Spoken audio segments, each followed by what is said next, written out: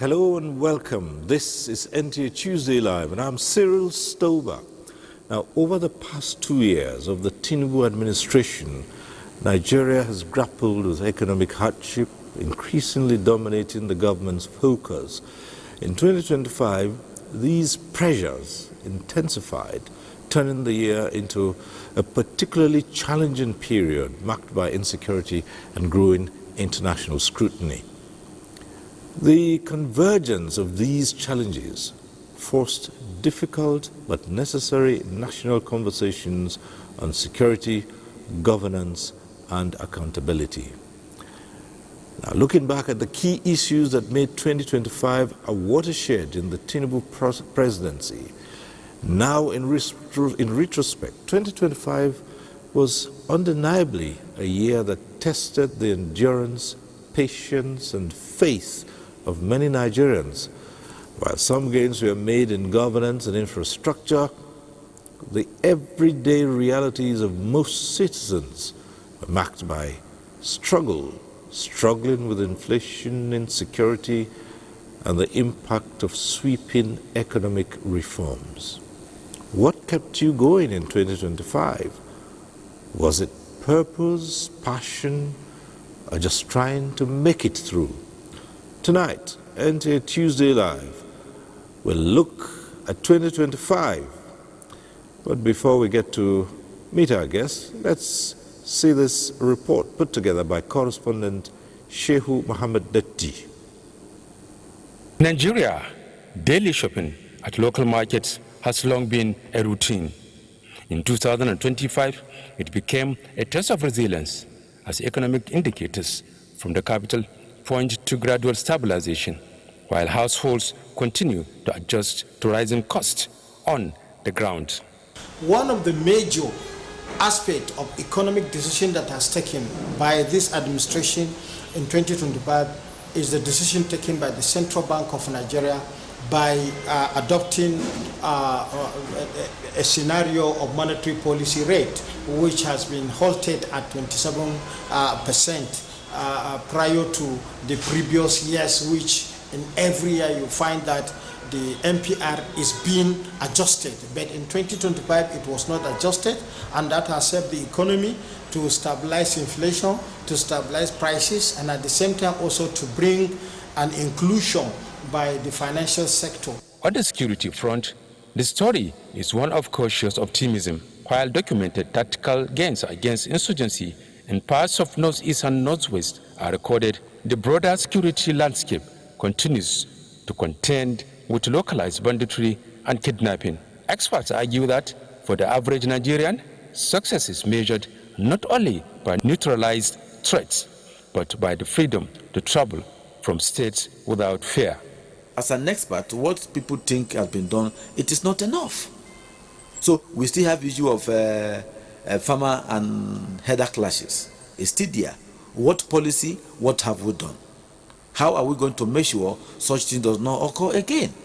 That has not been sorted out. The issue of bandit is there. Kidnapping element is there. So we have not been really come out with a clear policy. What are the law also supporting in terms of kidnapping element? Is it death penalty? Have we been able to at the federal level? What actions? Those who are financing the terrorists and all that, what actions have we been done on it? Policy, analysts note, is a promise, but impact is in the reality. As the nation advances, government programs will ultimately be adjudged not by the ink on policy documents, but by improvements in citizen welfare and safety of the roads they travel. Social services and governance form another critical front. While expansions in health insurance coverage and educational support schemes are underway, gaps in access and delivery remain evident. The result is a mixed national experience, a government pursuing systemic reforms and citizens navigating the immediate, often difficult phases of transition. Infrastructure remains the administration's strongest visible marker of progress. Thousands of kilometers of road construction and the revitalization of rail networks stand out as tangible developments. Government officials maintain that these projects are long-term engines of growth designed to reduce the cost of doing business and improve the movement of goods and people across the country. The Tinubu administration is investing heavily in the key components that will catalyze our collective growth and development. Health, education, infrastructure, agriculture, energy security, regional and grassroots development, small businesses, youth, and national security. All these are indeed the focus of the President Bola Ahmed Tinubu administration. As government enters the next phase of policy implementation, the measure of success remains clear, not just in the billions of naira spent, but in the thousands of lives improved.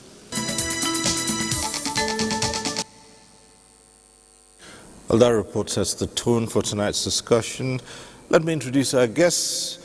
I'd like to welcome to this program Abdurrahman Musa Ododo is Chairman, National Policy Dialogue. Thanks for being here. Thanks for having me. All right.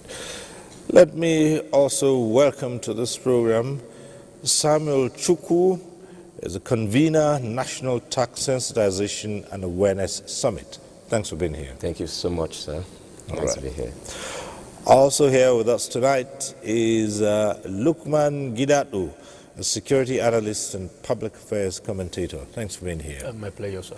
Thank you, sir. So, straightforward issues, 2025, Nigeria. So we like to look back. It's just a few more hours and then we'll be in the new year. So the big question on the lips of many Nigerians would be how to describe the overall performance in 2025. We've heard people say progress, some have said stagnation, mixed bag. What are your views? Yeah, I would say is a progress, is a positive progress. In a nation, there's no. I would love to answer this in a deeper dimension. Right. About the nation, because the nation who does not just start from last year. So if you are going to look from the lens of just last year, you won't get it. Nigeria as a whole, we need to understand the knowledge of the time that we are. If we want to perceive what's really happening, Nigeria is at the pinnacle of the most significant evolutionary transition. In fact, anyone that can discern time, we understand that there is no historical antecedent. If you look at it inwardly, you see that you can see people say, we've not been so, there's not been, this kind of challenges have not arisen before. But what is it? This time demands that we must begin, the exigencies of our time demands that we must begin to explore the inner dimension of our intelligence. And when I speak, I'm speaking to all of us as a people, not just of government, because the government or the leadership are a product of those society. So oftentimes we look at government, we just forget that government is not just like you said, this government just started 2 years ago. So if you really want to get, because I like to speak to solutions. So, if you want to speak to solutions, you must understand the knowledge of the cause of everything in life, meaning that you must look deeply. Just like I said, Nigeria is at the pinnacle of the most significant evolutionary transition. The exigencies of our time demands that we must begin to explore the inner dimension of our intelligence as a human being that God really created us. So what is it? For over 30 years, I had been meditating upon this great entity, Nigeria. And that is part of that I'll be sharing. I came to the realization that great and unified nations do not happen by historical accident. When you see great nations, it don't just happen like that. They are never a happenstance. It's a product. They are product of a conscious statecraft. Nations are created. If we do not consciously create them, we can never build any. And this had been our problem. Even even before independence, let's just say since independence, since we have the legitimacy of governing ourselves. And in every generation in society must discover its own mission. They either fulfill it or betray it. The generation of our founding fathers founded an independent country for us, but the responsibility of this generation, from our founding fathers up to now, including this government, is to is the making of that nation, is the making of that country into a nation. Nationhood is never a country. A country is a geographical area. Nations are created. If you do not consciously create them, you can never build any. This is a universal principle that's applicable to all nations on earth. And that is what we should be. We should be looking like a nationhood. Right. And that is it. That is the crux of the matter. Well, understandably so. But in one quick sentence, I might just ask you this. Would you say there was any significant move towards creating this nation you talk about? Yes, this government. Yes, there is I saw one, but it was not followed through. Okay. In fact, when immediately this government, started, we in our organization we wrote to Mr. President. Probably he received or not, we don't know about it, but we wrote Mr. President that what he needs to, the only legacy he can give to this nation is to this country is to father a nation for us, is to father a new nation for us. So he started something like that when there was this end bad governments move. He said there should be a dialogue. Because the greatest strength we can all exploit is to seek what I call the most powerful power, and that's the power of the collective. Because a people must believe in a cause, unite on that purpose, have a consensus on where they want to go, how they want to get there, and when as a people. This is the essence of any public policy. All right. So, but they didn't go to it was not true. So I hope that coming this year we will start in the right direction. Fine. We'll explore that in greater detail as we go on. But let's come to Samuel Chukwu, who's a convener, National Tax Sensitization Awareness Summit. For you, what would be the way you'd look at Nigeria overall in 2025? Yes, thank you very much. And, I would start by quoting Charles Dickens in his now famed novel, A Tale of Two Cities. And it started with the line, it was the best of times, yet it was the worst of times. And he went on to give a lot of contrasts as to what was happening in then England. I think that's 19th century England. And if you bring it towards the Nigerian perspective, you would see that there have been certain gains, yet there have been certain drawbacks. And those are not unrelated with the expected pangs when a woman is heavy with child. You would notice that from an administrative standpoint, some certain bold decisions have been made which are necessary for every nation. If you go through the annals of history, you would see that even in the United States of America, when they speak about a more perfect union, you would know that they are facing certain drawbacks. However, one of the areas in which Nigeria still needs to get it right, it's in the area of security and infrastructure development. If you look at, I like to quote history a lot, and that's because George Santayana once stated that those who forget the past are condemned to repeat it. You would notice that Nigeria has faced its own ebbs and flows. So, for instance, this administration has made certain bold moves. For instance, when the subsidy was removed, you would notice that this is not the first time that attempt was made, and it was met with stiff resistance. You would see that for any nation to flourish, certain painful but beneficial decisions have to be made. However, because the citizens, it's said in African folklore that you don't beat a child and expect that child not to cry. So when citizens express frustrations as a result of some of these policies, we believe that government of the day owes that duty to listen to citizens. So from an administrative standpoint, certain decisions have been made. For instance, the tax law, which is more or less, I would call it the elephant in the room, is one decision that we know. For instance, Nigeria, when oil was discovered in Oloibiri in 1956, Nigeria had become more or less a mono-dependent economy, such that a one-time head of state once stated that our problem was not money, but how to spend money. However, as we speak, you notice that the world is moving away from dependence on oil. What that means is that we need a wider revenue base. But where the issue now is how do we achieve that? And that is why we are where we are. But overall, it's been quite a year of the ebb and flows for Nigerians. We've had certain good points, but we've also had very painful points, for being honest, sir. Okay, a mixed bag. All right, let's hear Lukman Gidato, the security analyst and public affairs commentator. My pleasure to be here again, sir. Good evening. From my own point of view, year 2025 has been a mix of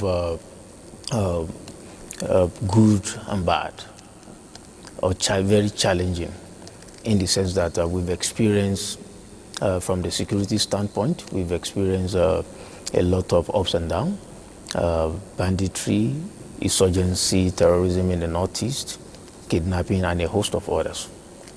According to the social contrast theorists, to avoid a state of nature whereby life is solitary, poor, nasty, brutal, and short, the governed and the citizens and the government have to come together, whereby the citizens will submit their rights for the government to be able to administer them. And it is on that basis that I would like to state expressly that according to the section 14 subsection 1 of the Constitution of the Federal Republic of Nigeria 1999 as amended, the primary purpose for the establishment of government is the security and welfare of the citizens. Without security, there cannot be development, and without development, there cannot be security. So these are mutually reinforcing concepts. So as a matter of fact, security is a bedrock for any form of development that the society wants to embark on. So taking a cue from that, our security framework has been extremely complex. And the current administration of President Bola Ahmed Tinubu have been able to take some bold steps. Before now, the president gave a marching order as regards declaring the state of emergency in the security landscape of Nigeria. Not only that, as a result of the gross inefficiency in our policing framework, the president also gave a very bold step, a very bold pronouncement, which is first of its kind, that the police officers attached to the VIP should be withdrawn to go and focus on their primary responsibilities. These are both steps towards ensuring that lives and properties are well secured and Nigeria become more safe for all and sundry. That's not to say that we don't have challenges. There are challenges and there are prospects, that significant steps that have been achieved. We witnessed a situation whereby school children were adopted in KB and Niger State. The government put all hands on deck, tackling it from the non-kinetic measures. To the glory of God, the students that were abducted in Niger State, all of them have been released from their captors. So going forward in 2025, I would say that the government needs to continue working around the clock. In 2026, the government needs to work around the clock towards ensuring that the security of lives and properties of all Nigerians, which is the bedrock for the existence of a country, should be taken more seriously. All hands should be on deck, and we should make sure that Nigeria remains safe for all and sundry coming 2026. If I were to ask you this and say, what single decision in 2025 the government that you feel was or had the biggest impact on Nigerians? Okay, let me start from the last airstrike from the United States in Sokoto State. If I'm not mincing words, this is more or less like the first time whereby the government of Nigeria would take such a very, very bold step towards curbing all forms of insecurity in Nigeria. The airstrike in Sokoto State, for me, is a plus. We could see in the news outlets where the Sokoto State indigene in Tangaza general area of Sokoto State were all jubilating that bandits were running away, they were fleeing away. So also, is a bold step for all the security agents to capitalize on. It will serve as a catalyst through which the security agents can build on it towards ensuring that no stone is left unturned, towards galvanizing and making sure that the success recorded is capitalized on. All right. Let me come to Samuel Chukwu. For you, the same question. What was the single decision you think was taken by government in 2025 that had the biggest impact on the country? Well, for me, one of the biggest decisions that this administration took that has had and will have, it's of course the national tax laws, and as I would show later on, it's not just one law, it's a watershed moment, and irrespective of what side of the spectrum one might fall under, this is one piece or group or set of legislation that is bound to revolutionize our economy either way, if those resources are well. And so for me, that's the watershed moment. It has never happened at this scale, and we're looking forward to 2026. The tax reforms. Yes. Well, for you, Abdurrahman Musa Ododo, which single act would you say made the biggest impact in 2025? The first statement made by Mr. President, immediately he climbed the rostrum. He said, fuel subsidy is removed. Right. That is it. That was a So from then on, it has continued to have the biggest impact up till throughout 2025. Yes. Fine then. So let's look at certain specifics and see how we can assess the impact on the people, the citizens, on a general scale. And it's easy to just look at it from the economic point of view. Yes, you said the subsidy removal when the administration came into office has continued to have its impact. How has that driven the economy, particularly in 2025? Yes, it has, of course, because it was a very sudden, a bold one. It had its effect, but it has some positivity too, because there had been nothing like that before. It was, that was a very brave one, and it has. With that, we at least even the state governors confirmed that it has given more revenue to the people, but how that revenue trickle out to the people, that is what we cannot. That's what we're looking at, and that's what we're looking at. I mean, we keep enjoying it, especially not because when we say most at time where people look at when you said positive economic gains, they or rather the other way, they look at the federal government, not looking at the subnationals. And the subnationals, of course, the lowest of the low lives in the subnationals. So the governors must up their game by responding positively to that gain that fuel subsidy has done.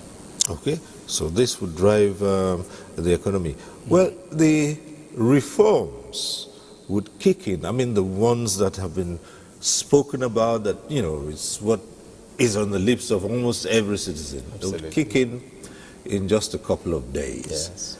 And you described this as something that would revolutionize the economy. How so? Very well. We know that no matter how good a person's intentions might be, if you do not have the needed finances to back it up, then the words are just mere words. One of the reasons why we talk about America today, it's not because we necessarily love them. It's because we know that as we speak, the gold standard in the world in terms of finances is the US. They have the money to put your money where your mouth is, and they have the money. And so one thing taxation does for every nation is to provide the needed finances. Just a few days ago, Mr. President presented the budget, of course the appropriation bill, as it were, to the National Assembly. And when you hear of the surplus or deficit in the budget, it just shows us the necessary amounts that the government will have to enforce its policies. Because without the finances, the government cannot enforce its policies. And while these tax laws are very instrumental, is because I never have I heard the level of discussion. Of course, maybe when the PIB was to be, Petroleum Industry Bill was to be passed back then, it generated, but at the level at which it is, I mean, from various generational cadres, from the baby boomers to Generation X to the millennials, even to the Gen Zs. And the reason why this is even very interesting is because for the very first time, most of the younger ones who are on YouTube and TikTok who are earning revenue will be subject to taxation. And as we speak, if you go on social media, you would see These are normally younger ones who may not necessarily be concerned or connected about the instrumentality of governance. But by virtue of the tax laws now, as we have them, a lot of people are talking about this. And so can I add something? What many Nigerians do not know is that these laws are four. We have four of them. We can see them as four pillars. You have the Nigerian tax law itself, the Nigerian Tax Act itself, which is called the NTA, no pun intended, right? And then you have the Nigerian Revenue Service Act, which has now rebranded the FIRS from the Federal Inland Revenue Service to the Nigerian Revenue Service. Then you now have the Joint Board Revenue Act. What that has done is to coalesce all the revenue that's tax collection agencies at the federal, what we call the vertical level, the federal, state and local level, into one. So whereas you had the proliferation of various agencies that were collecting tax at various points in time, like for instance, the customs collect stamp duties and so on, now you now have one unified body, and then you have the fourth and the final one, which has to do with the procedural enforcement. So you can view it as the what, the how, the who, and the who has the responsibility. Now, why this is very important, sir, is because even before, two of these laws are already in effect. For instance, the one that establishes the ombudsman is already in effect, while the other two, most especially the NTA, that's I think I'll need to clarify which NTA I'm speaking about. Right. Yes, the Nigerian Tax Act. Nigerian Tax Act, yes. Right. It would take effect as from the 1st of January. The reason why attention has been placed, the spotlight has been placed on the Nigerian Tax Act is because for the first time in our nation's history, the Personal Income Tax Act, the Company Income Tax Act, and all other, the Capital Gains Tax Act have now been coalesced into one act, and that which will have a lot of seismic and ripple effects. Yeah, but it's I'd like to say it's a human thing. No one likes to pay tax, and it's Absolutely. Not a Nigerian thing. All over the world, that's true. There are people who are forever finding ways and means to hold back and cut back from that. Is it any different here? Well, it is not necessarily different here, but there's a nuance to it. I love when you mentioned the social contract theory. Right. And for instance, in Europe and even in the United States of America, more often than not, citizens left to them they would want to pay tax, but they would like the amount to be minimal because, like you rightly noted, no one likes money going out. But when we see credit alert, we're very excited. Right. Someone said that is a mood changer. The issue we have in this part of the world, and when I say this part of the world, the global south, because it's not peculiar to Nigeria, is the fact that the social contract theory more often than not has been violated time and again. I'm not necessarily saying by this administration.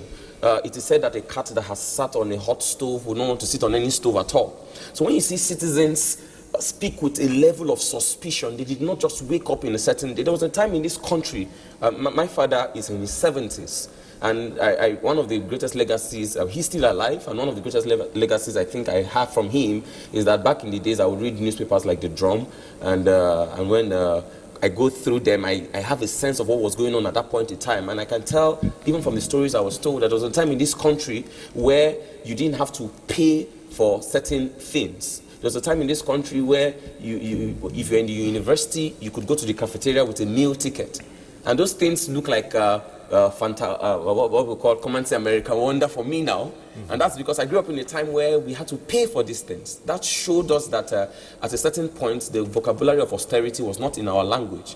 But because the social contract theory has been violated time again by those who hold the trust. So when you ask them to pay more, you have the questions. So that is why we have... Will this reform now goad the people on to now demand accountability? Thank you so much for that question. One of the things I've noticed about laws is that most times laws have a ripple effect.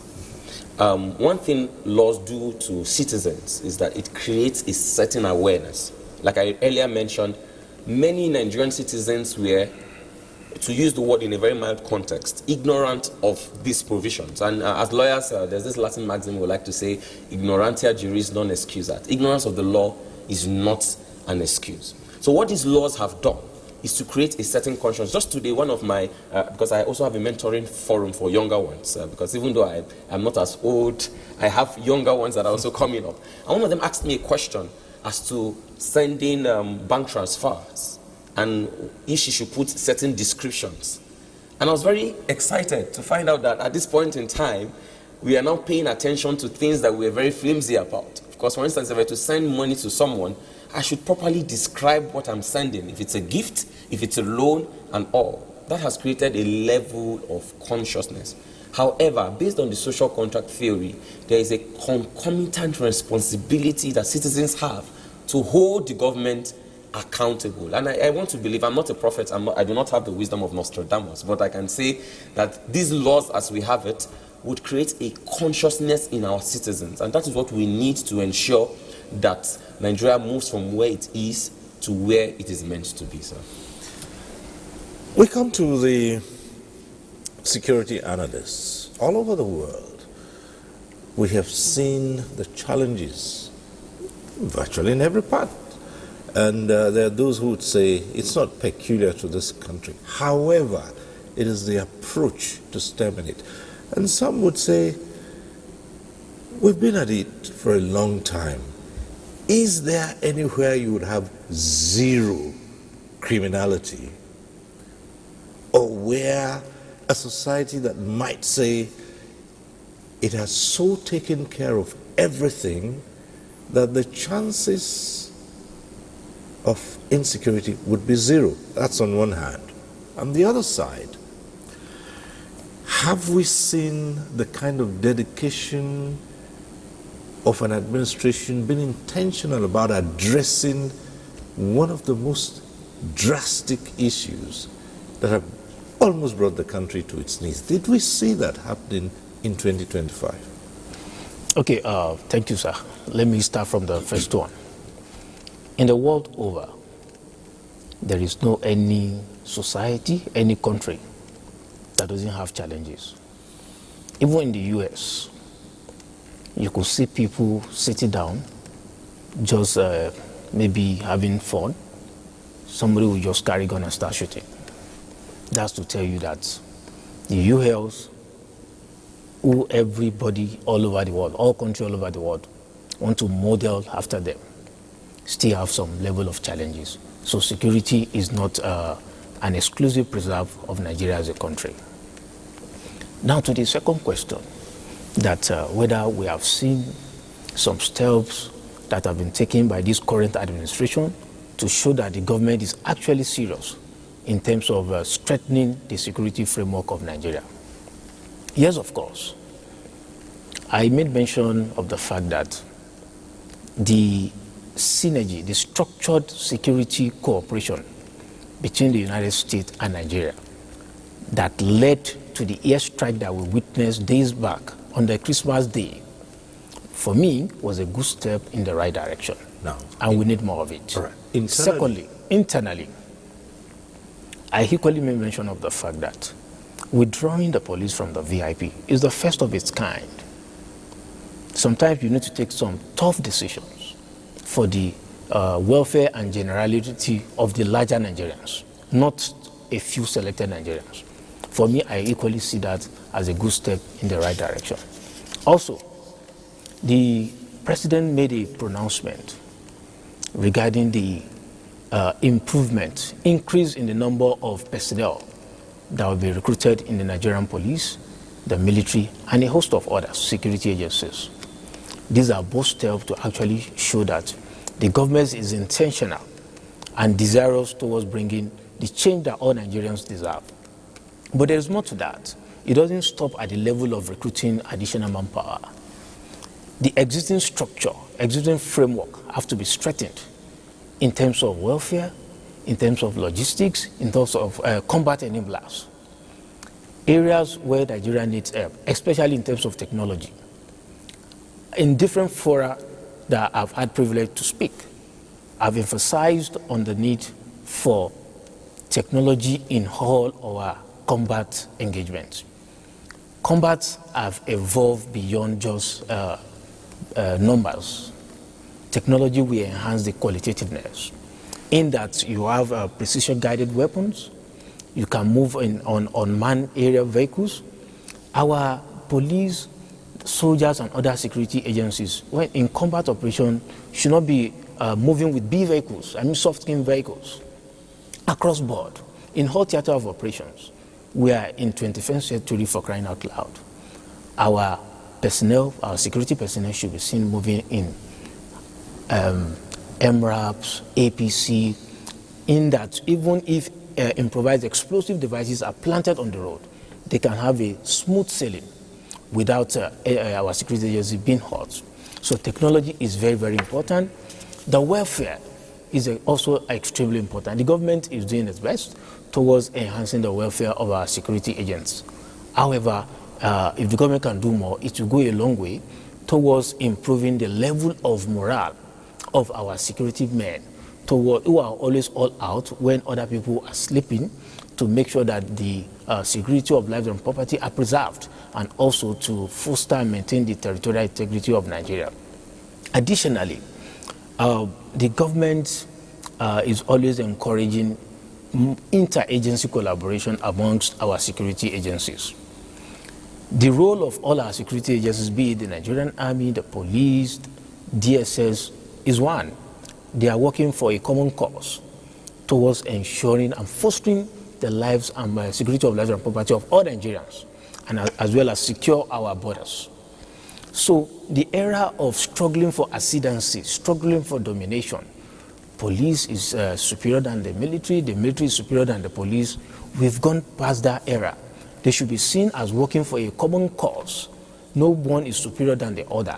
We are working for a particular cause towards ensuring that all Nigerians are able to carry out their legally accepted activities without any issues, without anybody stopping them. Also, the government should be all out towards arresting and prosecuting all forms of sympathizers of terrorists, because either we like it or not, I see no reason why a well-meaning Nigerian, anybody that mean well for this country, will be sympathizing with terrorist groups. If the government can put up a policy that will make sure that anyone found wanting in this regard are apprehended and prosecuted, this will also go a long way towards encouraging banditry and other criminal activities in our country. Additionally, sir, we've seen instances whereby our security agents, they go after these criminals, sometimes get them apprehended. And our laws are not stringent enough to make sure that they are properly prosecuted. Take, for instance, a month ago, 2 ISWAP commanders were given 20 years jail term. That is an eyesore. These are people that have killed our police, killed innocent civilians, killed our military, our soldiers, and they are being granted 20 years in prison. Sir, for me, I feel it's a big slap on the faces of our security personnel. The law should be more stringent enough in that if by all statistics and all facts available that you have killed, you should be also be allowed to be killed. So if all these are, to serve as morale booster for our security agencies to do more. Somebody who have killed their colleagues is being seen, enjoying himself in jail. That's like giving the person, romancing the person. So I think our law also needs to be galvanized towards ensuring that a speedy dispensement of justice when it comes to issue of insurgency, terrorism, and a host of other criminal activities are allowed to face the full wrath of the law. This will go a long way towards improving the level of morale of our security agencies and also galvanize them to do more. All right, in addition to the conversation in the studio, we also have a number of reports. Let's see this one from Lagos. The year 2025 recorded positive economic growth, with the latest figures from the National Bureau of Statistics released, showing a 3.89% increase in the gross domestic product (GDP) in the third quarter of 2025, indicating 0.52% when compared to the same period in the year 2024. Several favorable policies, experts say, are shaping the economic landscape, which has translated to noticeable growth. In the areas of fiscal and regulatory reforms, The new tax policy and passage of the Investment and Securities Act were actualized to boost revenue earnings. The new year in 2026, I think the tax people should revisit what they did this year and try and review it to come in line with the current inflation.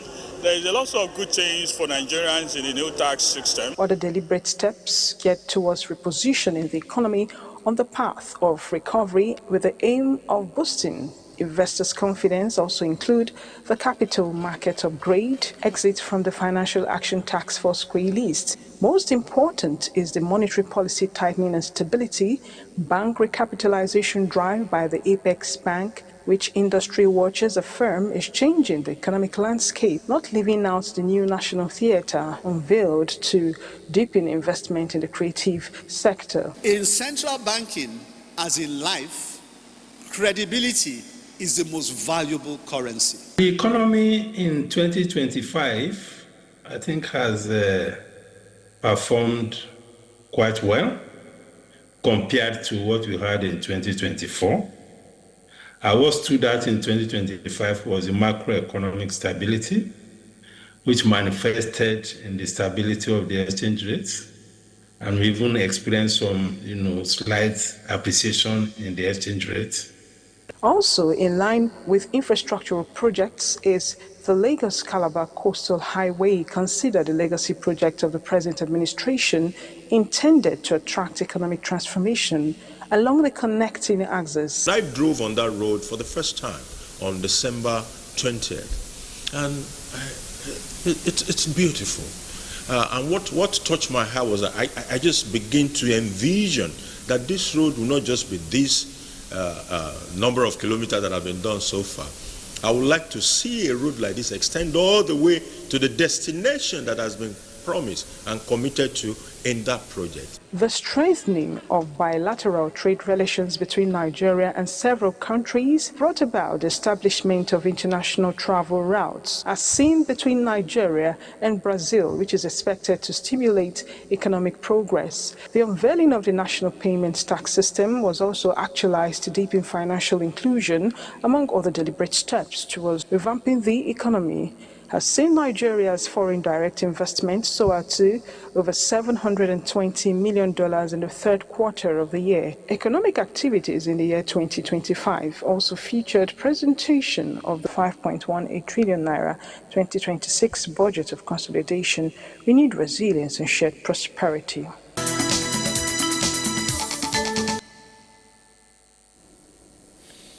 From Lagos to Kaduna, and that's where our next report comes from. Agriculture is fast becoming a cornerstone of economic diversification, providing jobs, boosting food security, and supporting millions of households across the country. From crop farming to livestock and agro-processing, increased investment and policy support by governments have led to improved productivity. Farmers now benefit from better access to inputs, modern techniques, and local markets, resulting in high yield and improved income, as well as crashing down the prices of commodity. Beyond agriculture, mining is recording steady growth. These sectors are expanding employment opportunities, especially for young people, while encouraging innovations and entrepreneurship. For us in Kaduna, we know agriculture is our mainstay because I will tell you it contributes 43% to the state's GDP, and it provides employment for almost 70% of our population. So it is a sector that is very critical for our economy and the job numbers in the state. That is why the governor is so focused in really developing agriculture in the state, because ultimately that is what will lead to the food security even for the nation as a whole. Since the governor came in, there is so much focus in supporting the sector. The smallholder farmers have been massively supported with inputs distribution, mostly like the free fertilizer distribution in about 700 trucks of fertilizer were distributed in the last 2 years to smallholder farmers free of charge. And it has really, really boosted the productivity. Last upper year, I can't go farm because of insecurity. But now, I can boast and enter farm by myself. So I have like 2 hectares of farm. So this fertilizer can help me. Despite this development, farmers and agricultural commodity processors lament hike in prices of farm inputs as major setback.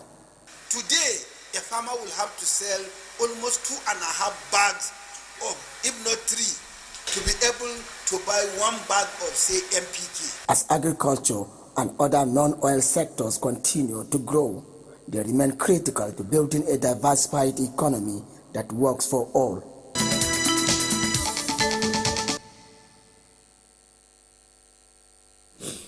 All right, I'm back in the studio here. Let me start off with Lukman Gidatu, keen into the very last report we just saw now, and why, in which agriculture was scored as high in helping to get back the country's economy on track. Now, I'm tying this with the activities of criminals and terrorists who, at a point in time, had made sure that the farming population could not easily go out there and produce food. How well has this improved in 2025? Okay, using Kaduna as a case study, I am privileged to operate in Kaduna, especially in Beningwari general area, around 2022 and 2021. I was deployed there, and I know the security complexity of that general area. You can hardly see a vehicle passing through that road, plying that road, unless we're able to provide escort from Kaduna to ply that road. But today is a different thing entirely, and it is indeed a plus to the Kaduna state government in collaboration with the federal government. Now, as we speak, even by this time, as at this time of the day, you can ply through that road without any hitches. So what has been put in place? Making sure that security issues are approached not only from the kinetic angle, but also from the non-kinetic. The non-kinetic involves understanding what are the root causes of these issues, banditry and others, which has prevented farmers from going to farm and affecting the whole human security framework, because it affects food security. And when food security is affected, it has affected human security. But the governor of Kaduna State made sure that he got to the root of the matter by engaging with the locals. You cannot sit down in your office and say you want to curb security, and it's not everything that has to do with security that you want to go and just kill and neutralize everybody. That can only bring a short-term measure. For a long-term measure is to actually sit down with the key stakeholders. Who are the key stakeholders? The aggrieved parties.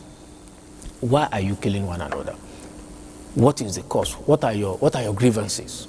And the governor was able to bring all parties together towards addressing all their issues, which is the credence that will be given to the peace that they are enjoying in Kaduna State today, and that have made farmers to go back to farm, to go and farm.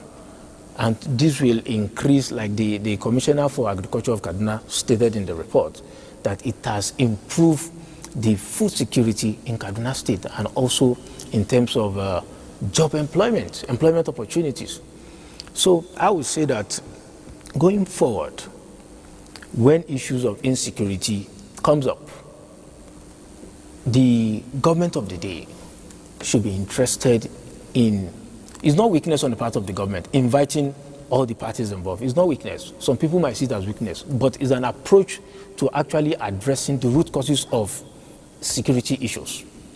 In the event that any of the party insists on causing mayhem, carrying out heinous acts, I think the government can now approach it using the kinetic method. So I strongly want to applaud the Kaduna State government collaborating with the federal government towards ensuring that Birnin-Gwari general area and indeed Kaduna State is now safe for all and sundry and all the Kaduna indigene. All right.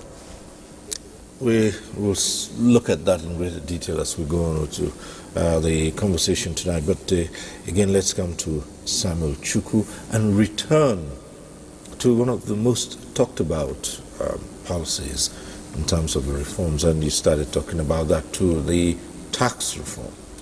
Now, this has tied into not just the matter of expanding the net and getting more revenue for government. It has also gone political, where there have been groups, depending on which side of the divide you belong to, that have had heated arguments over the desirability, the workability, the benefits, the merits, and the demerits. Yes, very well. I would start by quoting a one-time U.S. general who's retired now, General Petraeus. When he was speaking during the Iraqi war, he was talking about there are some known unknowns. And you have the knowns, you have the unknowns, you have the known unknowns, and thereabouts. Let me start from what we know. First and foremost, we know that whenever an issue of strategic national importance is brought to the fore, you cannot divorce it from the politics of the times. And I'll give you a very good case in point. Sometime in 2012, 2013, when subsidy was attempted to be removed, then there was the Occupy Nigeria movement. And then years later, the very same subsidy, we had suddenly come to a concurrence that it had to go. And we know that there are certain things that should be done in this country. However, if we were to speak truth to power and to be sincere with ourselves, we cannot deny the fact that we all agree that we need an expanded revenue base. I think that is one thing that every Nigerian must agree, and that is because the world is gradually shifting away from the dependence on oil. And if our swan song as a country is to be the 6th largest oil producing nation, it means that that is not sustainable. We need an expanded revenue base. I think that is one thing every Nigerian agrees on. The other knowns that we agree on is the fact that this money would not fall from the sky, because the last time we checked, manna has stopped falling from heaven. This money has to be gotten from certain sources. And one of the very first ways that every nation must survive is taxation. I was privileged when I was in the university. By the grace of God, I represented this country outside in the US. And in one of the competitions, we were asked a certain question as to sources of revenue. And I confounded the judges by letting them know that our number one source of revenue in Nigeria is not necessarily oil per se. It is the tax that comes from oil. And that is because these oil companies have to pay royalties to the federal government. What that means is that taxation is our number one source. The only question, and this is where Nigerians have an issue, is who should be taxed? And that is the elephant in the room, if I may call it that. And if you look at the new tax laws, about 98% of Nigerians, I think this should not be a statistic that we should rejoice about, but we know that about 98% of Nigerians do not necessarily fall within that tax bracket. And I'll give us an example. For instance, part of the provisions of the tax law is the fact that if you earn within 800,000 annually, you would not be subject to taxation. If we look at that demography, you would see that low-income earners do not fall within that bracket. But before we start rejoicing, we also know that the middle class would be very most affected by the new laws. Another thing these tax laws have done is to expand the tax bracket. So for instance, those who have what we call digital assets, YouTube accounts, what we call NFTs, non-fungible tokens, and a Bitcoin wallet and all will be subjected to taxation. But the issue for me is not necessarily the tax bracket. Word on the street, and I'm privileged to be one of those that have my ears to the street, and being a lawyer, I also have my ears in the corridors of power. I can tell us from a point of authority that where Nigerians are having an issue at the moment is how these resources would be used. Because if we were to use antecedents of administrations past, you would see that the social contract theory has been violated again and again. Another good thing, sir, is the fact that company income tax, as it was, under the current dispensation, and when I say the current, I'm talking of the one that will be moving in the next few hours. Under the current dispensation, if you have a company that has an annual turnover of 25 million naira, if you had less than 25 million, you would not be subject. But what these new tax laws have done is to expand the threshold, increase the threshold to over 100 million naira. What that means is that many MSMEs would not be subject to company income tax. One of the issues we've had, sir, is that these benefits have not yet been amplified to the extent of what we call the common man, the grassroots. And we know that nature abhors a vacuum. So many political entities have now banked on this lack of information, or let me not say lack, because I mean the Tax Reform Committee has tried in its extent to amplify this benefit. Right. But many political entities have now banked on this to sow seeds of fear. And the truth is, if you sow a seed of fear, you will reap a forest of apprehension. That's what is going on in the country today. Well, at this point, we'll take a short break. When we return, there'll be more. And looking back at 2025 and assessing just how well the country has performed in the fast outgoing year. Thanks for staying with us. We're still here with our guests, and we're looking at 2025, which is fast running out, looking at the various decisions and seeing just how well Nigeria performed in the last 12 months. There's still more ahead as we look at other aspects of national life, but we also have other reports as well. And at this point, let's get to see this report from Oka. 2025 will be remembered in Anambra State as a year of deliberate investment in human capital. With education taking center stage, the state government sustained its free education policy up to secondary school, ensuring that children from low-income households can attend school without the burden of paying school fees. New classrooms were constructed, existing schools rehabilitated, and thousands of teachers recruited to improve learning across public schools. Right now, 21 schools are being upgraded to smart schools. Then there is this initiative which Mr. Governor has about making sure that public schools are in all communities. The essence is to make sure that the free education instituted by Mr. Governor gets to the doorstep of every child in Anambra State. Beyond the basic level, access to tertiary education also received a boost through the federal government's Nigerian Education Loan Fund, NEL Fund. This students' loan scheme opened new opportunities for indigent students to pursue higher education without immediate financial stress. For many, the intervention has offered hope to families who are unable to finance their children's university education. Giving loan to the students will help them to school fees, payments in the school, maybe hostel accommodation and other things, buying of textbooks and other things. It will actually help them to settle those bills. The merit will be the availability of funds for students to cater for their needs in school. That is the main thing. Because of the hard economic situation we have now. Person can pay back, but in the case of there is no job, after school the person will have to strive again to pay back the loan. But it's a good thing.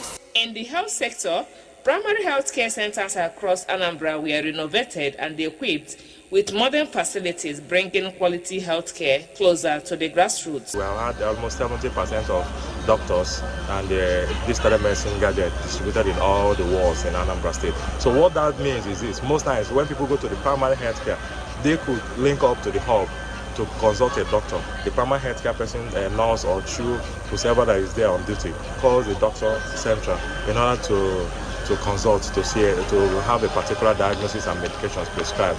We are ensuring that at each of the local governments we have a very functional general hospitals where you can do those investigations and laboratory tests. While there are still challenges, stakeholders agree that the reforms of the past have laid a foundation for the future.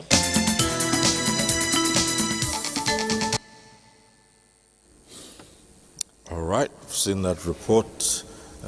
Number of sectors you have mentioned, education, health. But before we get to those, there's an aspect I would like you to look at. And there are those who feel that 2025, Nigeria actually got to the brink, that the citizenry were maybe more divided than at any other time.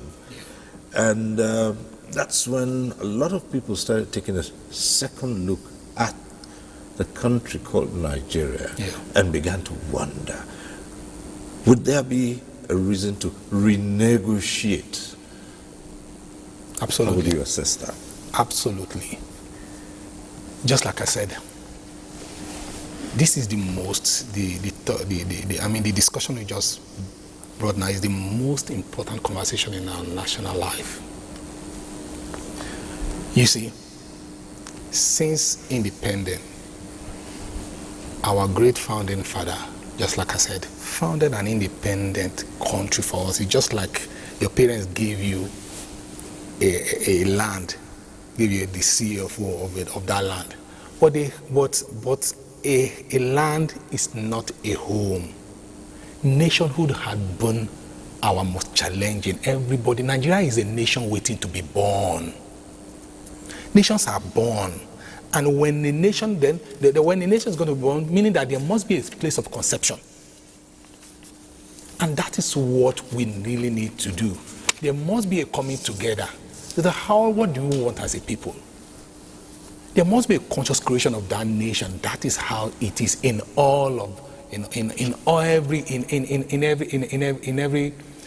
every country, in every society that have become great. Just like I said, great and unified nation do not happen. They don't give it. It's not a happenstance. Country independent is given, but nationhood is never a given. People need to sit down and think, what do we do? How do we go from here? And the first, in my over 30 years of research under this, the first question that came up is identity. As identity, who are we as a people? Where is our commonality of purpose? What is the foundational principle of this entity called Nigeria? Which philosophy impairs the character of this state? And what is our most cherished ambition? What is our most cherished ambition? Or in other words, what is the Nigerian dream? A people must have a mental picture of the future they want to feature as a people. We never had one. So this is the best time now to do this. So there must be a coming together. And that's what we call it a dialogue with wisdom. Every society had that. Just like I said, Nigeria is at the pinnacle of the most significant evolutionary transition. When a country is like this, in this chaos, that is when others are created. But you must understand this. People had asked me, where do we start from? Is it from the leaders? I said, of course. Is it from the leaders? I said, no, it's going to be an admixture of whole. But the first words that started is that you start from you identify people that are called people that you can see as a seer, sages, philosophers. Every society have that.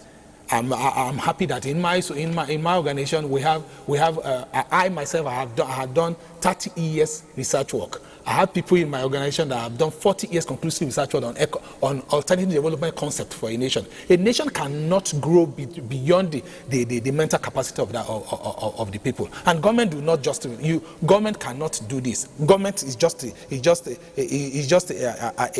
something that happened in the life of a people. So because the systems nature development is first spiritual. You call it spiritual. When I say spiritual, I don't mean religion now, meaning that intangible. So how do you use transcendent wisdom to harness the tangible and intangible aspect of a space in order to create a society where human ingenuity can thrive? Just like we're talking about tax. You don't tax people to greatness. You don't tax people. It's just small. How many people are you going to tax? But of course, it's part of it. But you never tax people. Rebates can never, reform can never, reform is just a step. It's just a step towards what we're talking about. What we need is a total rebirth. We need the conscious birthing of a new Nigeria. There must be a new Nigeria. There must be a new Nigeria. If not, there's nothing we can do about it. It's like that. So let's go historically. You see, to tell you that when people reach this kind of level, this kind of juncture in any society, there must be a coming together. Look at if you look at our founding documents. When I studied and looked at it, look at our fathers, that our founding fathers. I said they use what I call they use what I call a soft wisdom. Look at what they did in the Declaration of Independence. The first Nigerian first Prime Minister, Alhaji Tafawa Balewa, said, and I quote, he said, "Today's ceremony marks the culmination of a process which began 15 years ago and has now reached a happy and conclusive ending. It is with a justifiable pride that we claim the achievement of our independence to be unparalleled in the annals of history." He now went further that this great country, which has now emerged without bitterness or bloodshed. Let me quickly corroborate that with his fellow compatriots. The first coup had 15. This is the reaction of Nnamdi Azikiwe, our founding, one of our great founders, Dr. Nnamdi Azikiwe, to the first coup had 15 January 1966. He said, and I quote, "Violence has never been an instrument used as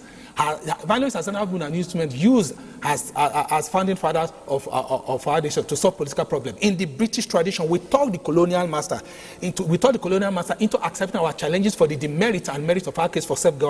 After 6 constitutional conferences in 1953, 1954, 1954, 1957, 1956, 1957, 1958, 1959, 1960, the Great Britain considered to us the right to assert our political independence, and from October 1st, 1960, none of the political party ever adopted violence means to gain our political freedom." Then he too now said, he said, and we're happy that not a blood of the British or Nigerian blood was shed in the course of our national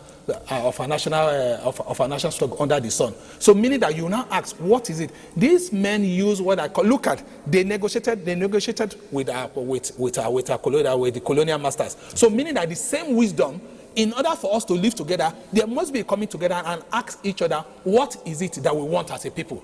It is like that in any, there must be coming together.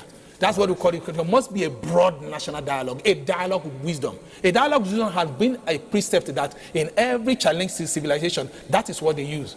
There must be a coming together. All right, phone lines are already open and the calls are coming through. Let's get this first call through. It's from David, who's calling in from Lagos. Hello, David.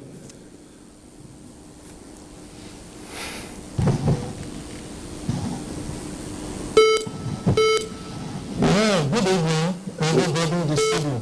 Good evening. Can you hear me, please? Yes, go ahead. Yes, I'm David from Lagos. Right, go on. It's not just about tax collection. The problem we have here is that we provide life for adults. You can see what happened during this period. People that travel, even majority slept on the road. The road are impassable, so bad. Then they want to start collecting tax. Okay, do. But what will be the effect of this tax they are collecting? When there is no life, no good road, our street, we require our street road. What are we saying here? Is they are common with that. Then electricity is already very high, no lights. Then those of us who are unfortunate not to have a prepaid meter, you pay meter, you not know meter Moses. Then what are we saying here about tax? And our belief is that hopefully there will be impact with what they got to start. So God bless you. Take care. Well, thank you very much, David, for calling in. And again, we seem to return to the matter of tax. And that falls in your court. Yes, very well. The thing about the regime that we're entering, the tax regime, is, like we'd say, there are two sides to a coin. On the one hand, the citizens have a responsibility to pay what is needed for the provision of basic amenities, paramount of which is security, and for other infrastructure, as the callers rightly noted. But there's also a concomitant responsibility on the government of the day. And as it is said in scriptures, to whom much is given, much is expected. And so citizens are not wrong in their clamor for the basic amenities. I think there was a study, was it last year, that came up that said that Nigerians are the happiest people in the world. And someone gave an addendum, and maybe that's why things are the way they are, because was it the great late fella Kuti that sang a song, I'm suffering and smiling, as to how Nigerians, many call him a prophet, because suffering and smiling. And smiling, and that's because irrespective of what we go through, we find humor in the midst of it all. Right. But like we said earlier when the program started, we do not just intend to give our resources to the government and sit back idle. I think one of the greatest things that have bedeviled the Nigerian populace has been a level of apathy, if not for recently, that a certain political consciousness has been awakened. And so when you ask the question as to why there's a lot of hula baloo about taxation at the moment, the truth remains the fact that as it is, Nigerians have a right to demand accountability from the government of the day. However, sir, how we demand that accountability is also key, because we should not resort to misinformation or violent means. All right, we have Umar Anache, regular caller from Birnin Kabi. Umar, go ahead.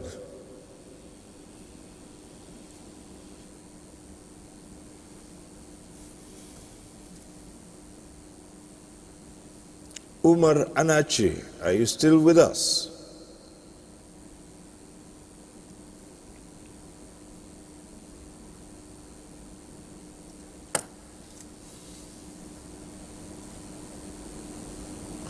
Okay. All right. Seems to be having some challenges with linking up. Umar, I know you're going to call back. You always do. And we'll be glad to hear you air your views. Okay. All right. You're right there now. Go ahead. Hello, my name is Umar Anachi from Birnin Kevi. You are regular caller. Now I'm just thinking, what if all the money is gathered in 2026, the target has been reached, all the revenue has been targeted, then later on Mr. President may decide to build another presidential villa, or he may decide to buy another presidential jet, or he may decide to give every defectee that defects to another to APC from another party. He may decide to give them 1 billion naira every defectee, or he may decide to build another house for his own and another house for his vice president. That was to mismanagement of the fund, definitely. Then later on, allowed us to reach November, then he will say the budget is being kept, is being transferred to 2027. I'm just making a scenario like that. What if that thing happen? Because the 2024 budget is not up to 40%. 2025 is not up to 30%. All this budget has been carried on and said he will carry it all to 2026. I mean, what type of country are we practicing? What is our country? Thank you. All right, thank you very much, Umar Anache. You've raised some issues here, and well, and one of you is free to start to comment on what Umar Anache has just said. In fact, that is the challenges we have. People want to. You see, you don't demand loyalty to a state. You don't demand. It's not, I know. I'm not particularly talking about even tax now. I'm talking about to be patriotic, to be loyal to. You don't demand it from a citizen. It is a consciousness. A nation is a consciousness. A nation is an idea first before before it become a territorial. People believe in that idea. People believe in that idea. Take it to heart, and it become a living being through their character. So that had been our albatross. How people are not loyal to this entity called Nigeria because they cannot see themselves inside that Nigerianness. And that is it. And everything boils down to the basis of what we're talking about: social contract. Social contract is even deeper than that. It's not a nationhood is not a contract per se. It's not a contract per se. Every thriving system all over the world, every civilization is built upon that intangible something that you cannot see, that foundation that you cannot see. They call it the social order. So when you build that on the social order, you have a formidable state. So people respond to that nationhood naturally, not demanding it. And that is what is playing out in this small contest of tax. If people are asking, the one we paid yesterday, we cannot even see. Look at this is a very practical. That the last caller said. This is a very practical thing. We have to face the fact. We have to just face it. Then I look at the performance of the 2024 budget. Now the president said they are going to harmonize it. I mean, it's going to come in March. People are like looking at this. If we pay again, what can we trust the government that they are going to do it the way we want it? All right, back to the phones. We have Adeshina calling from Ota. Adeshina, if you're there, go ahead.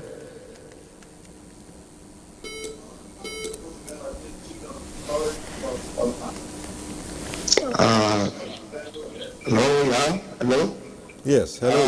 I want to make a little contribution, and it is in respect of the current tax era.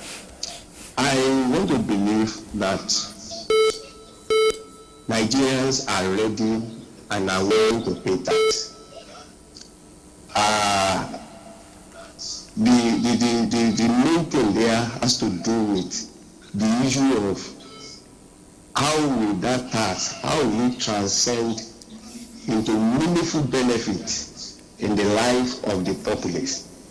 I have noticed that even with the emergence of this current government, you see enormous money made available to the states.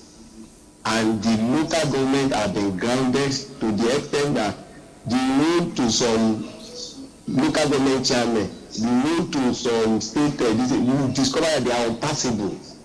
There is no reason why somebody will pay tax and your vehicle gets broken on the daily basis. You see some road, some typical pothole that almost 3 bags of cement can fix, and it will go into bodies that can claim life. I think that's where to start from. Let the government and the populace, let them demand that. There is no reason why states should keep on cornering local governments. I think that's my contribution. Thank you very much, Adeshina from Ota. We have the tax man here. Well, he's the one who's going to be picking up the taxes, but we have him here, and he's been analyzing this, and he's organized, he's the convener of the National Tax Sensitization and Awareness Summit. That seems to be the recurring thoughts of most people, even as you look at 2025. Yes, very well. And just to pick it from where you stopped, sir, one of the reasons why we organized the tax summit was because we noticed, and as citizens who feel the pulse, or fellow citizens, because we're also citizens, and even though I organized the tax summit, I would also pay tax, so I'm not immune from taxation. We noticed that there was an information vacuum. And we do not cast aspersions or place the blame on anyone. It was John Kennedy that said during his, the 35th president of the United States, during his inauguration, speaking to Americans then, he said, "My fellow Americans, ask not what your country can do for you, ask what you can do for your country." But I like to rephrase that phrase. I believe that citizens should ask what their country can do for them, but they should also ask what they can do for their country. The two of them are not mutually exclusive, because we can demand accountability from government, but still play our part. The reason why outside the country, in places like Europe and all, you see citizens at ease is because they can see what they are paying for. They can see the infrastructure. And the last caller raised a very valid point. More often than not, because of the brand of federalism that we're practicing, because the power is more or less concentrated in the center, we forget that there are other levels that owe a certain amount of accountability. I'll give a very good example. How many of us know that the local government in Nigeria earn a lot of money from taxations? Even though they don't call it tax per se, but most of the levies they get. I remember there was as a lawyer, I was managing a certain property in Abuja at some certain point, and they would come and tell you to pay for signage. And I did, lawyers may not be necessarily good in maths, but when it comes to finances, our superpowers show forth. So I did a mathematical calculation as to how much they would raise from every shop within that locality. And most of those monies do not have a level of accountability. So I want to believe that the government of the day is paying attention to the pulse of the masses. But for I and my organization, what we did was to play our own role as citizens. And I'm making this plea to fellow citizens. The truth is that we do not have a guarantee to hold on to, because the process of governance is one of a risk, because you're handing over certain rights and liberties and finances, and also hoping that the government of the day would be responsible. And I believe that the government of the day should play its own role, because as you're demanding from citizens, there should be a concomitant responsibility to do what is right. But my plea to Nigerians is this: let us play our own part and hold the government accountable, and believe that they would play their part. And if they do not play their part, then we can lawfully, and I emphasize the word lawfully, see what we can do. But until then, let us play our own part. All right. Yes. So, sir, basically, I want to state that the issue of taxation is a matter that all Nigerians are not taking lightly. Both the issue of taxation and other issue of nationhood that boils down to the issue of patriotism. Like Oga said, we all have a role to play. It's not all about the government. Every citizen of Nigeria have a role to play. And whatever I'm saying, I will equally want to link it up with security.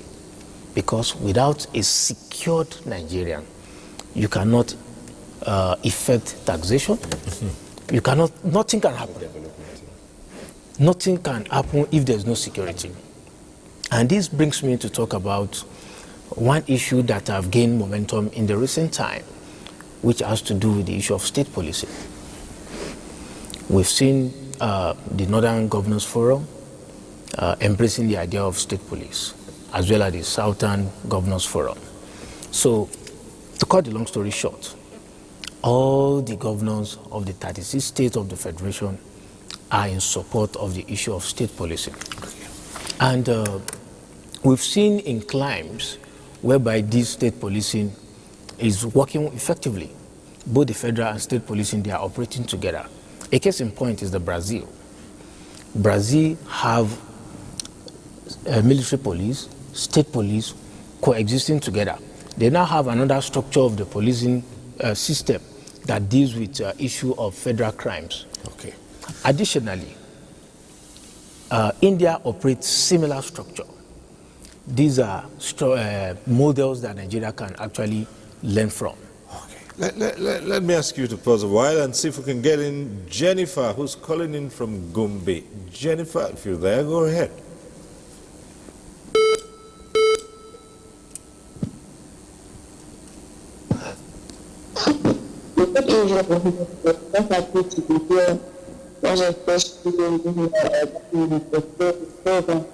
I'm so happy to see you today.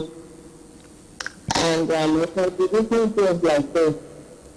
The truth is, what is happening now, we are not ready for this issue of tax. We have a lot in this country that the government needs to address.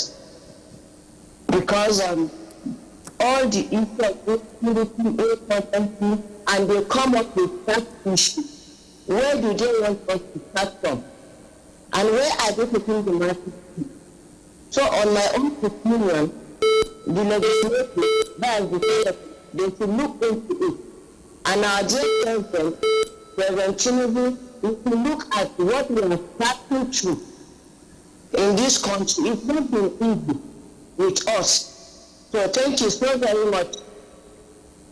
Thank you. Okay. It was back to the matter of taxation and money. Again, yes. Money. And, well, would you say this is as a result of the suspicion you talked about earlier on? Yes. And government. But again, throughout, it's always been an issue, if you put it in popular parlance, of we and them. And over time, it has been a challenge in the country that the citizenry have remained very skeptical and suspicious of their leaders. Now, does this speak to the quality of leadership that Nigeria has had throughout? And the question here is, in 2025, did we see an improvement in the relationship between the leaders and the citizens? Can I? Yes. Yes, leadership is very, very, very key, because the citizen tend to mimic the leaders, or whatever the leaders are doing is a reflection of that society. That's why they said leading. Okay. And they're from the people. And they're from the people. So some would say that you get you get the leaders you deserve. That is where I'm coming. But a society, but the leaders are choosing among. They are not from heaven. They are among the society. So people say we have leadership problems. I said no, we have citizenship problems. I don't like when you say leadership. People will now abdicate their own responsibility and be looking at leaders. That is not how it's done. We have citizenship problem. We have citizenship problem. Then you say, what is our challenges? I will call it. In fact, before I come to this conclusion, it took me many decades. And I now come to the say, just say it. What is the problem of Nigeria? We are is a collective ignorance of self. I call it collective ignorance of self. So people fail to see that at their own small levels they are also leaders. That is it. In your own little, in your own little sphere of influence, you are also leader. So everybody must. This call is from Niger. Rabiu, I believe, calling in from Niger. Hello.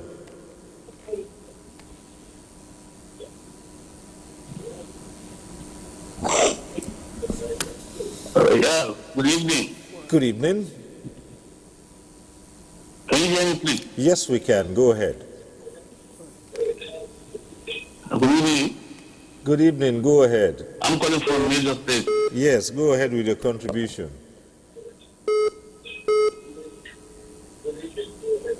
Okay, I'm just calling to please say to Mr. President that please, what did we do wrong here in Nigeria to vote for him?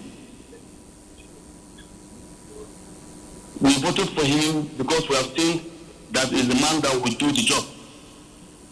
A man that is going to continue from where the predecessor stopped.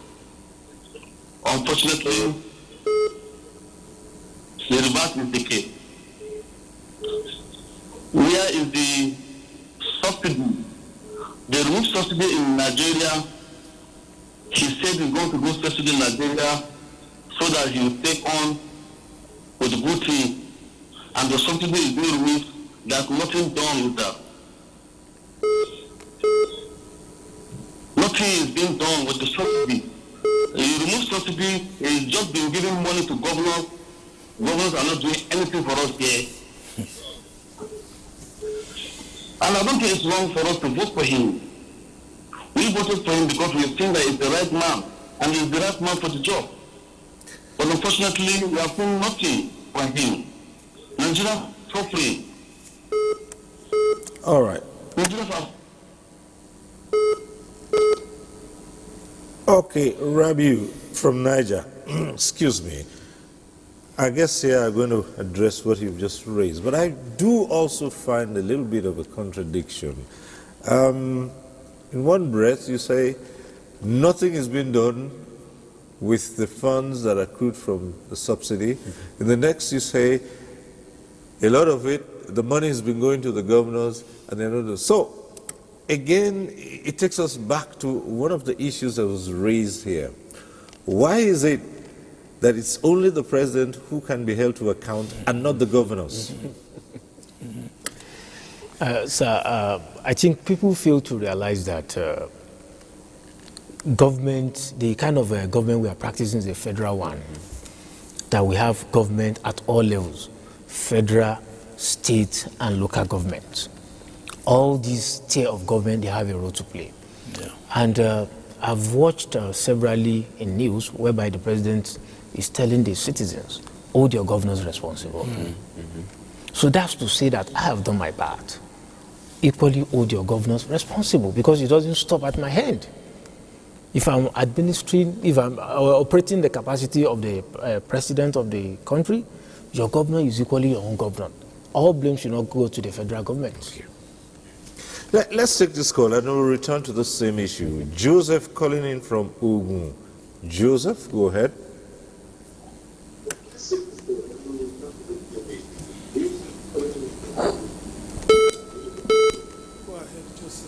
Good evening. I want to commend you for the job you're doing over there. It's not easy to do online and this out of the day. Yes, I think our president did very well for us in this country. Because I want our country to be like the first world countries like Canada, Sweden, Germany. That is how they created their own tax system to fund their facilities and amenities and all the infrastructure we have over there. But the question we should ask ourselves is this. When this tax is so structured that I saw the tax structure from time ago at 15%, 50% is a lot. If you're earning more than 100 billion naira, assuming you're earning a billion naira, 15% is 150 million naira. Take a number of people who are earning above a billion naira in the country. For instance, look at where that comes into. Now, that does mean that when the government is ready to take a step, like the first world countries do, they should be ready to do what they do in those first world countries. And I don't think that communication is true for everybody in that country. Because when you collect a salary, almost 30 or 15% of the salary is gone already. It's taking care of the education. So the government will come back and tell you there's no funding for this. Go to a country like Germany, they do the same. Those who work there who collect salary, they see how much they have to pay from their salary, but they are not paying because the healthcare system is being cared for, the education is being cared for, the roads are being cared for, and we having the assurance that this to be done, Nigerians will be very happy to pay this tax. If this works the way it works in other countries. My question is, what system is the president himself putting in place to ensure that this work, people are not collecting tax? If you do collect tax and you make ensure that it goes through the proper clothing, it will just be a waste of time or adding burden to the citizen. I like what the president is doing actually, but this is where I think we should be looking at. How do we ensure that this money do what it's meant to do? Thank you. Thank you very much, Joseph from Ogun. Perhaps at this point we'll still ask Samuel Chukwu to delve into these comments. Yes, right. Absolutely.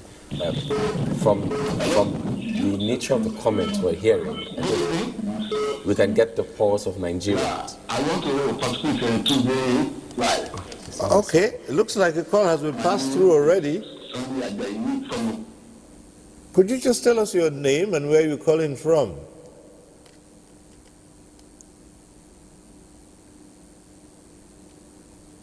Hello? All right, okay. Very well. If from the comments we're hearing, we know where the pulse of most Nigerians are, and that is very unsurprising because due to the level of uncertainty, you can see that there's a climate of apprehension that is going on. And that is because, like we said, nature abhors a vacuum. But the concern can be seen in two folds. There are those who are uncertain as to what is required, And there are those who, even though they know what is required, are skeptical because of how these resources would be galvanized. One thing I can state categorically from what we know is this. For instance, there are certain things that are non-taxable, certain consumables as we call them, certain essential commodities that have to do with health and so on. Those things will not be subject to tax. Then also the tax is progressive in nature, even for, like the last caller rightly noted. For instance, there's a certain developmental level that will be paid by those big companies. We're talking of companies that have an annual turnover of 50 billion and so on. But moving away from the specifics, because I've noticed that most Nigerians are not necessarily pained by the specifics. For instance, Nigerians who have businesses that have an annual turnover of 100 or less than 100 million, they won't pay company income tax. Most people are concerned as to what these funds will be used for. And because I'm not a poster boy of the government, I cannot say with a certainty of a laser that this is what these funds will be used for. But what I can say is this, that by virtue of the coming of this new tax regime, a certain level of responsibility has been placed on the government that has not been placed on it before. And someone was once quoting that part of the issues we have in Nigeria is what we call consequence management. There was a time just before we came on air, we were joking as to how it's only in Nigeria that you can hear that snakes and monkeys have the ability, have an appetite for money, and these are not things you hear in other developed countries. Yeah. But I think that this current tax regime now throws a level of responsibility on the government of the day. Because from the calls, we see that Nigerians are now coming to a level of consciousness. Okay. And that now places a concomitant responsibility on the powers that be. But you mentioned a very important point that I would like to just highlight on. Yes. The focus on the federal level usually takes our eyes away from the state and the local level. And if we look at, when we talk of corruption in Nigeria, we see that corruption also respects the various cadres of government. You can see that it's not only in the federal level that you can talk about these things. I think citizens should also hold our representatives and our governors responsible, because the last caller mentioned, when the subsidy was removed, I can say for a fact as a lawyer that certain funds were made available to the states that were not available in time past. The question is, what was done with those funds? So these are questions that citizens should start asking. All right. We have Abdul Samad calling in from Abuja. Hello. Hello. Abdul Samad. Hello, good evening. Good evening. Hello, good evening, Auntie. Yes, go ahead. Yeah, good evening, sir. Thank you for standing for children.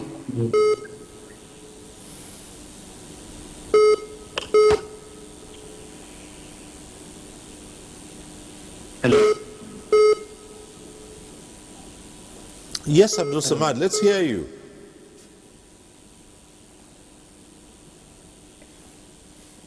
Hello. All right. We'll just have to move on because your call was passed through, and we're waiting for you to either ask a question or air your views on 2025 and how Nigeria fared, but it would seem that there's some challenge there. However, Abdul Samad, if you're unable to contribute, we might ask that you try again and call back. Okay, thank you. Right. We've got a short time left on this program, and there are aspects of it which I'd like us to look at before we go. Someone mentioned something about education, and again it takes us to the other side, and I always wonder about this. It would seem there is a lot of generalization. Is that understandable because the citizens have been through a lot? Like you hear phrases like, nothing has been done by the administration, or nothing has improved, or all the money is just going and we don't know what it's been used for. But again, the same citizens also identify areas where the funds and the finances have been placed in. Now, the generalization, what drives people to so generalize and determine that nothing You hear statements like that, don't you? Absolutely. Absolutely. Well, just to chip in, because I believe you would want to also add something to this discourse. So let me just kickstart the conversation. For instance, when you go to most tertiary institutions within the country, you would see we have TET Fund and TET Fund interventions. And what many Nigerians may not know is that, yes, TET Fund is a creation of status, but they get their funds from what we call an education tax. Because there's a certain percentage of that goes to them, and that's why they can have a lot of interventions. And irrespective of which side of the divide Nigerians may be a part of, you can't deny the fact that you see some of these interventions. And so when people see TET Fund interventions, you're not going to dilly-dally when it's time to pay education tax and so on. Most of the issues we have at the moment is this. We cannot deny the fact that the cost of living has gone up. So as a result of a lot of factors, but one of which was the removal of subsidy, and because the cost of living has gone up, when citizens cannot get the essentials, based on, some years ago when I was in secondary school, I would leave Nigerians to figure when that was. A liter of fuel was 20 naira. I remember then, the then NLC president, who is now Senator Adams Oshomole, went on strike because it was increased, and you know the political class, they know the psychology of Nigerians. They don't increase it to the intended amount. They take it higher, and then after the negotiations, it comes back. So as at that time, it was easy to get things at a certain amount, but because the cost of living has gone up, despite these dividends of democracy, as we call them, the common man still feels the groan, because according to him, he's not concerned about micro or macroeconomics. He wants to know what the price of Gari is. It was a time when they said Gari was poor man food back in the days. But now you've seen that even the price of Gari is getting unaffordable for the common man. Now, I'm not trying to castigate the government of the day, but we must admit the fact that Nigerians are feeling, even Mr. President mentioned it when he was giving his address, when he came in, that things will get a bit worse before they start to get better. When I heard that statement, I was appreciative of the sincerity, because one of the things we've lacked in government over the years has been sincerity. However, one question Nigerians will still be asking will be, how long are we expected to carry this burden? I think that is where information management is key. And if there's one thing I want to say, which was part of why we organized the Tax Sensitization Summit, is this. The common man needs to know, when citizens know that the suffering they're going through is for a common good, and they can see. For instance, Nigerians would not be apprehensive if certain salaries were not increased, while their own salaries, I'm talking of minimum wage, has been subjected to certain bickerings. Nigerians would not have complained if, for instance, the government is preaching austerity and they could see it in the political class. So I believe that when there's a sincerity in government, for instance, I stay in the FCT, and I'm not a spokesman for the minister, even though I wish I was, but I'm not. But when you go around the FCT, you can see certain projects ongoing. Whether you like his personality or not, you can't deny some of these things. If tomorrow, as a citizen of the FCT, I'm asked to pay a certain tax for some certain project, I might be more inclined. No one likes money to leave their pocket, so I might be more inclined. So there is a responsibility on the government to ensure that these funds are used responsibly and that the common man can feel them. Then they will buy into the project that is Nigeria. All right. There is no arsenal. There is no weapon in the arsenal of life that is so formidable in transforming a society like moral force of character. I'm telling you, there's no in fact, you don't need when you're a leader, you don't need to preach so much when people say, like, let's start from the home. The home is the building brick of society. My son will tell me, or rather they will call me from my, one day they called me from my son's school, not PTA, that they will call you to access your children. He said, the teacher was telling me that, thank you, I mean, why is this telling me thank you? He said, there's nothing this young man will say. He said, my dad, my dad, my dad, my dad. So it kept me, because I don't need to preach to him. He sees, well, I'm not a saint anyway, but I try, because I know that the first basic thing this guy is going, this young people, my children, is me. I'm a living sermon in that home. And that's the if this child is going to be a great in society, it starts from home. So that is what I'm saying. The leadership, our lead, we need to. His character. We need, and it starts not. And the position does not give character. Just like I said, far from home, it's not a position. It's the disposition. So when a leader is doing, just like it's practical now, we say we go tight our belt, and we see you going about with a flamboyant life. Very, very, very expensive cars. There's nothing you can do. The system will not be loyal to anything, and that is why. So your reform, no matter how beautiful it is, it's not going to reform anything. Right, look one. Okay, thank you very much, sir. My take will be on the aspect of patriotism. It is on a sad note to know that there are Nigerians who don't see and they are not interested in seeing anything good about the country. Whatever the government does, whatever our leaders are doing, they are always interested in making it look negative. I think it's high time we come about this awakening spirit that we don't have any other country other than Nigeria. It's not easy anywhere. We've seen instances whereby people left the country, sold all their properties, travel out for greener pasture. After a few years, they realized that things are not easy as they expected. They came back to Nigeria. This is a testament to the fact that we need to see our country, that this is our country. For some of us that believe in the Nigerian project, we don't believe in the syndrome of Japa. We believe Nigeria will be great.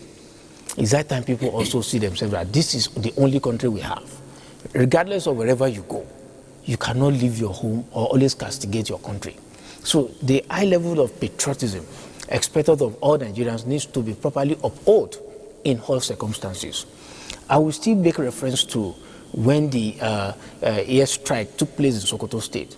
You could see on whole platform, a lot of Nigerians were saying, is it a lie? Is this, is that? They are not interested in seeing anything good, which is not good enough. As Nigerians, we should know that this is the only country we have, and we should contribute our quota. Like Oga said, we all have a role to play towards ensuring that Nigeria becomes the desirable place that we all want, and more greater. And sir, I would like to also end my point today that I will take a cue from what I wrote during my PhD. I wrote on the role of non-state actors in crime prevention. And earlier on, I was talking about the issue of state policing. It's a good step in the right direction, but it has to be implemented in phases. Already, there are some frameworks on ground that we cannot categorically say they are state policing framework, but they are a semblance of it. The federal government deemed it fit to set up the forest guard under the supervision of the DSS. It's a good step in the right direction because we have a whole lot of ungoverned spaces where criminals are hibernating in our country. And the establishment of forest guard will go a long way towards curbing that, all towards enhancing the security framework of our country. Also, in the southwestern part of the country, we see what the Amotekun are doing, Isba in the north. These are frameworks that have a semblance of state policing. Because if state policing is rushed to bring on board, it will still be a disaster. So it should be established in phases gradually, because it also have the law, some laws that needs to be put in place. Section 214, subsection 1 of the Nigerian Constitution also needs to be amended for state policing to come on board. I'm not saying state policing is a bad idea. It's a good step in the right direction, but it has to be in phases. Like I said earlier, we have a federal system of government that we can use as a model of example. The United States is operating both state and federal police together. India is doing so. Canada is doing so. And a whole lot of other. If Nigeria must actually enforce and bring that on board, it has to be done in phases while we leverage on actually enhancing our local security framework to galvanize the security landscape of Nigeria. Thank you very much. Well, just a couple of minutes left on this program, and this is where we ask you all to chip in your last words about 2025 and what you see ahead in 2026. Let's start with you. Yes, I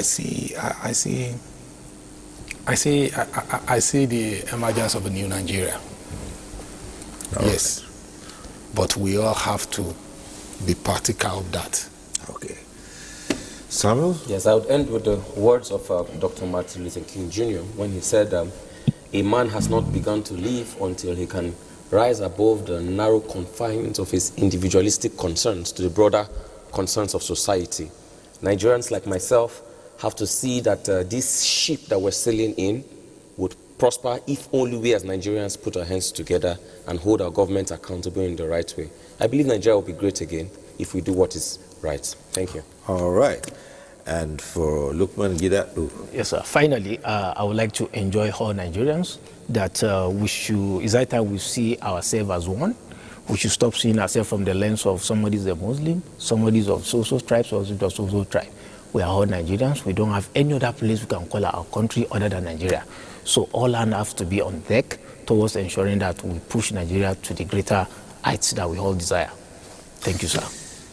And it is on that note we'll leave this conversation, which happens to be the last for the year 2025. When we meet next on this forum, we would be speaking of doing so in the year 2026.